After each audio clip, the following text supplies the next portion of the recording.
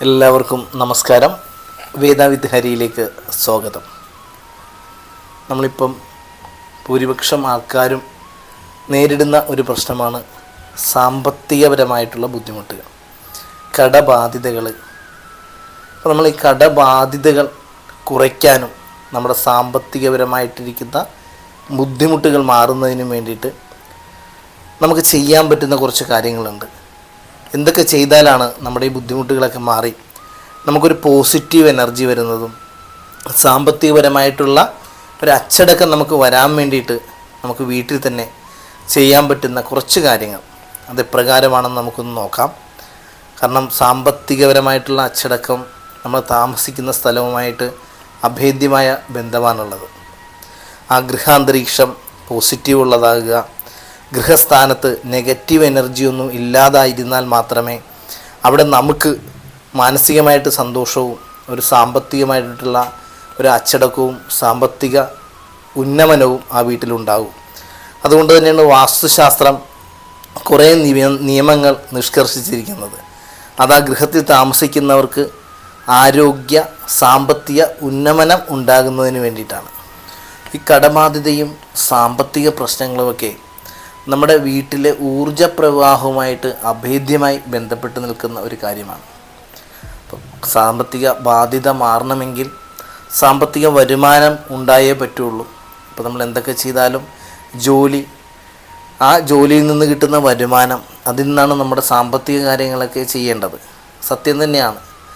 ആ വരുന്ന ധനത്തെ ഇപ്പോൾ നമ്മൾ കഷ്ടപ്പെട്ട് ഇപ്പോൾ ഏത് ഉദ്യോഗമാണെങ്കിൽ പോലും എല്ലാ ജോലിക്കും അതിൻ്റേതായ ബുദ്ധിമുട്ടുകളുണ്ട്. നമ്മൾ അങ്ങനെ കൊണ്ടുവരുന്ന ധനത്തെ നമ്മുടെ വീട്ടിൽ നിലനിൽക്കുന്നതിന് വേണ്ടിയിട്ടുള്ള ഒരു ഊർജ്ജപ്രവാഹം, വന്ന ധനം അനാവശ്യമായിട്ട് ചിലവായി പോകുന്ന അല്ലെങ്കിൽ വരവിനയിൽ കൂടുതൽ ചിലവ് വരുന്ന ഒരു നെഗറ്റീവ് വീട്ടിൽ നിന്ന് മാറുന്നതിന് ആ താമസിക്കുന്ന സ്ഥലത്തെ ഒരു ഊർജ്ജപ്രവാഹവുമായിട്ട് അഭേദ്യമായ ബന്ധമുണ്ട്. ആ ഊർജ്ജപ്രവാഹത്തിന് വേണ്ടിയിട്ട് നമ്മൾ എന്തൊക്കെ കാര്യങ്ങളാണ് നമ്മുടെ വീട്ടിൽ ശ്രദ്ധിക്കേണ്ടത്?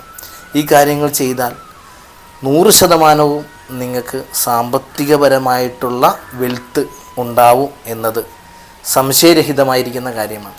അപ്പോൾ എല്ലാവരും ഞാൻ ഈ പറയുന്ന കാര്യങ്ങളൊക്കെ വീട്ടിലൊന്ന് അനുഷ്ഠിക്കാൻ വേണ്ടിയിട്ടൊന്ന് ശ്രമിച്ചു നോക്കുക. 21 ദിവസം തുടർച്ചയായിട്ട് ഈ കാര്യങ്ങൾ ചെയ്താൽ നിങ്ങൾക്ക് വരുന്ന മാറ്റം അത്ഭുതകരമായിരിക്കും. ഒന്നാമതായി, നമ്മുടെ വീടിൻ്റെ പ്രധാന കവാടം, അതായത് പ്രധാന വാതിൽ, കട്ടള വാതിൽ എന്ന് പറയുന്നത്. അതുകൊണ്ട് തന്നെയാണ് വാസ്തുശാസ്ത്രത്തിൽ ഈ കട്ടള വയ്ക്കുന്നതിന് പ്രത്യേക മുഹൂർത്തം നിഷ്കർഷിച്ചിരിക്കുന്നത്. അപ്പോൾ അതിനകത്ത് ഏറ്റവും പ്രധാന കട്ടിളപ്പടിക്ക് താഴത്തെ പടി ഉണ്ടായിരിക്കണം എന്നുള്ളത് നിർബന്ധമാണ്. താഴത്തെ പടി ഉണ്ടായെങ്കിലേ ആ വീടിൻ്റെ നെഗറ്റീവ് വരാതെ നമ്മുടെ വീട്ടിൽ വരുന്ന ഊർജ്ജ സംരക്ഷണം നടക്കുകയുള്ളതാണ്. അപ്പോൾ അതിന് ആ പ്രധാന കട്ടള സ്ഥാനത്ത് പ്രധാന വാതിലിൽ നമ്മൾ ശ്രദ്ധിക്കേണ്ട കാര്യങ്ങൾ, ഒരിക്കലും ആ വാതിലിൻ്റെ ഫ്രണ്ടിൽ ചെരുപ്പുകൾ കൂട്ടിയിടാൻ പാടില്ല.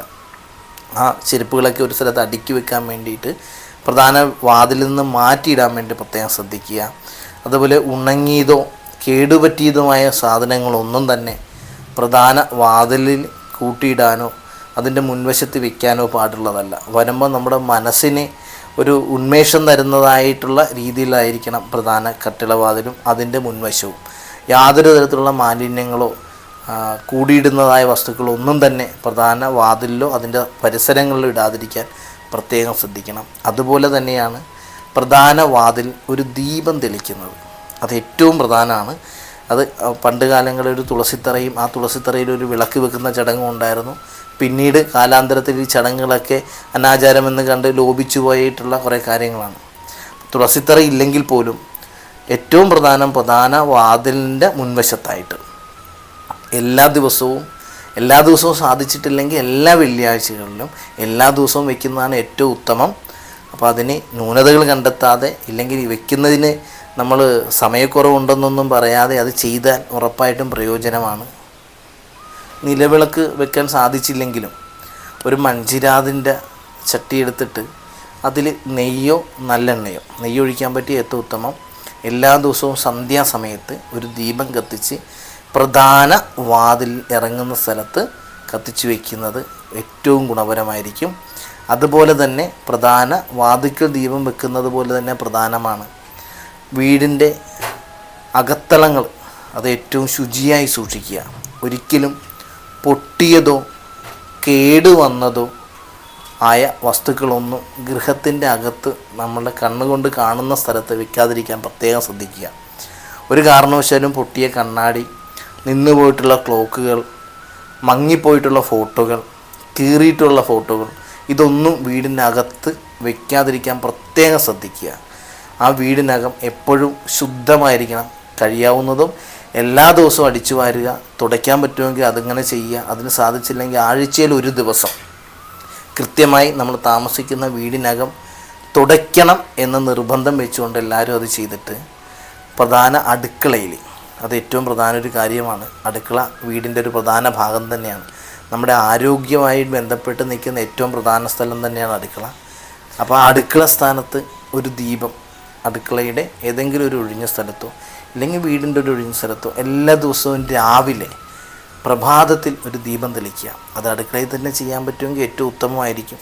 അപ്പോൾ അവിടെ നമുക്ക് സംശയം വരും, അടുക്കളയിൽ മത്സ്യമാംസങ്ങളൊക്കെ ഉപയോഗിക്കുന്നതാണ്, അവിടെ കൊണ്ട് വിളക്ക് കത്തിച്ച് വെക്കാം. നിലവിളക്ക് തന്നെ വേണമെന്ന് നിർബന്ധമൊന്നുമില്ല. നിലവിളക്ക് ഒരു ചെറിയ നിലവിളക്കാണെങ്കിൽ പോലും മത്സ്യമാംസങ്ങൾ ഉപയോഗിക്കുന്നത് കൊണ്ട് യാതൊരുവിധ ദോഷവുമില്ല. നമ്മൾ കല്യാണത്തിന് മറ്റ് പാചകപ്പുരയിൽ ചെന്നാൽ അവിടെ ഒരു വിളക്ക് കത്തിച്ച് വെച്ചിട്ടാണ് അവിടെ പാചകം ആരംഭിക്കുക. അവിടെ ഈ പറഞ്ഞ മത്സ്യമാംസങ്ങളൊക്കെ അവർ പാചകം ചെയ്യാറുള്ളതാണ്. അപ്പം അവിടെ ആ ദീപത്തിനാണ് പ്രാധാന്യം. അവിടെ മത്സ്യമാംസാദികൾക്ക് പ്രാധാന്യം കൊടുത്തിട്ടുണ്ട്, ദീപത്തിൻ്റെ പ്രാധാന്യം കുറയ്ക്കുകയല്ല. ആ ദീപം അടുക്കളയിൽ രാവിലെ വെള്ളം തിളച്ച് ശുദ്ധീകരിച്ച് ഒരു ദീപം കത്തിച്ച് വെച്ചതിന് ശേഷം നമ്മൾ പാചകം ആരംഭിച്ചു നോക്കും. ഉറപ്പായിട്ടും നമ്മുടെ വീട്ടിൽ നമ്മുടെ മനസ്സിന്, നമ്മുടെ ഈ സാമ്പത്തികം, ഏറ്റവും പ്രധാനം സാമ്പത്തിക സ്രോതസ്സിന് മാറ്റം വന്നിരിക്കും. അതും കഴിയാവുന്നതും വടക്ക് കിഴക്കേ മൂലയാണ് പ്രധാനമായിട്ടും അടുക്കളയ്ക്ക് എടുക്കാറ്. വടക്കേ മൂലയും തെക്ക് കിഴക്കേ മൂലയും അടുക്കളയ്ക്ക് കൽപ്പിക്കാറുണ്ട്. അപ്പോൾ വടക്ക് കിഴക്കേ ഭാഗത്ത് ഈ ദീപം കത്തിച്ച് വയ്ക്കുന്നതാണ് ഏറ്റവും നല്ലത്.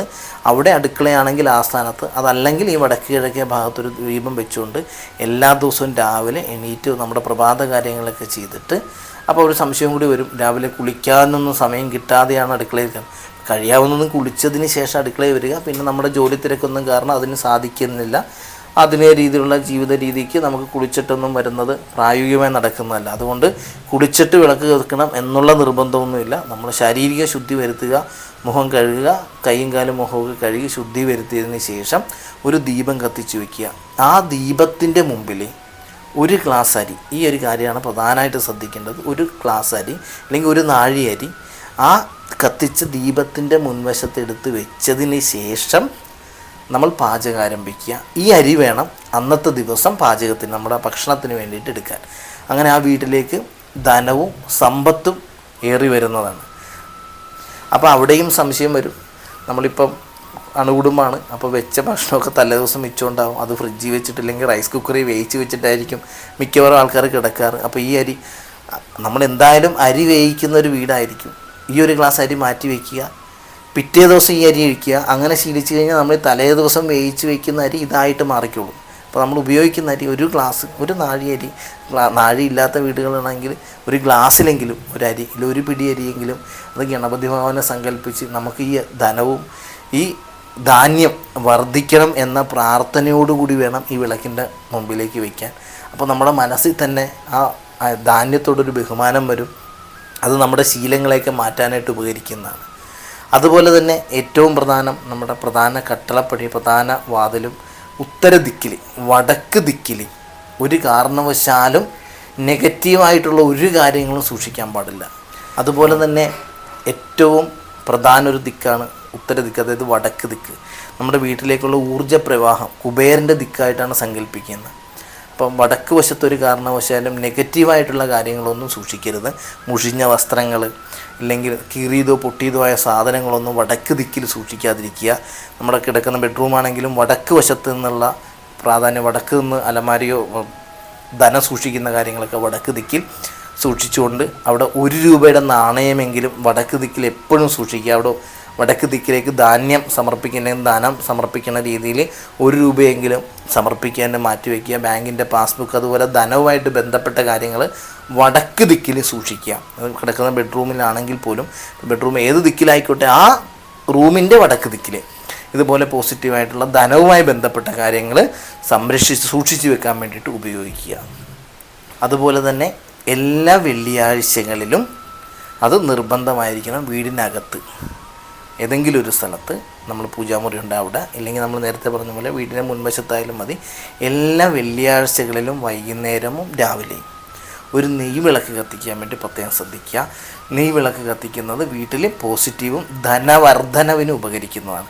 ആ നെയ് വിളക്ക് കത്തിച്ചു വെച്ച്, വൈകുന്നേരമാണ് നമുക്ക് സമയമെങ്കിൽ അങ്ങനെ ചെയ്യാം, നെയ് വിളക്ക് കത്തിച്ചു വെച്ച് ലക്ഷ്മി ദേവീനെ പ്രാർത്ഥിച്ചുകൊണ്ട് എല്ലാ ദിവസവും, ഇത് ക്ഷേത്രത്തിലേക്ക് സമർപ്പിക്കുന്ന രീതി മാറ്റിവെക്കണമെന്നല്ല, നമ്മുടേതായ ആവശ്യത്തിന് വേണ്ടിയിട്ട് കഴിയാവുന്നതും എല്ലാ വെള്ളിയാഴ്ചകളിലും, എല്ലാ ദിവസവും സാധിച്ചില്ലെങ്കിലും എല്ലാ വെള്ളിയാഴ്ചകളിലെങ്കിലും ഒരു 10 രൂപയെങ്കിലും നമ്മുടെ സമ്പാദ്യമായിട്ട് മാറ്റിവെക്കുന്ന ഒരു സമ്പ്രദായം നമ്മൾ തുടർന്ന് വരിക.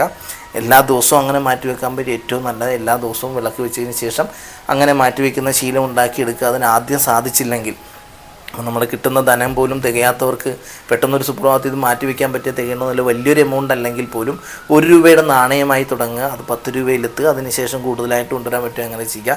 നിത്യം മാറ്റിവെക്കണമെന്ന് നിർബന്ധ ബുദ്ധി വരിക. അത് ആദ്യം ആഴ്ചയിലൊരിക്കൽ വെള്ളിയാഴ്ച പ്രാർത്ഥിച്ചിട്ട് 1 രൂപ നാണയമെങ്കിലും നമ്മൾ സംരക്ഷിക്കുന്നത് നമ്മുടെ മനസ്സിന് ആത്മബലം, അത് മണിയുടെ അധികമായിട്ടുള്ള ചെലവിനെ തടഞ്ഞുകൊണ്ട് മണിയെ ധനത്തെ സ്റ്റോർ ചെയ്ത് വെക്കാനായിട്ടുള്ള ഒരു പോസിറ്റീവ് നമ്മുടെ വീട്ടിൽ നൽകും. ആ ധനം ഇങ്ങനെ സൂക്ഷിച്ച് വരുമ്പം ആ വരുന്ന ധനത്തെ പോലും വീട്ടിൽ സംരക്ഷിക്കുന്നതിനുള്ള ഒരു പോസിറ്റീവ് വീട്ടിലുണ്ടായി വരും. അപ്പം നിർബന്ധമായിട്ടും നമ്മുടെ സമ്പാദ്യത്തിൻ്റെ 10 രൂപയെങ്കിലും നിത്യം മാറ്റിവെക്കുക. ആ മാറ്റിവെക്കുന്ന പെട്ടിയോ പാത്രങ്ങളോ എന്തോ ആയിക്കോട്ടെ, അത് നിത്യം എടുത്ത് നമ്മൾ കൈകാര്യം ചെയ്യണം.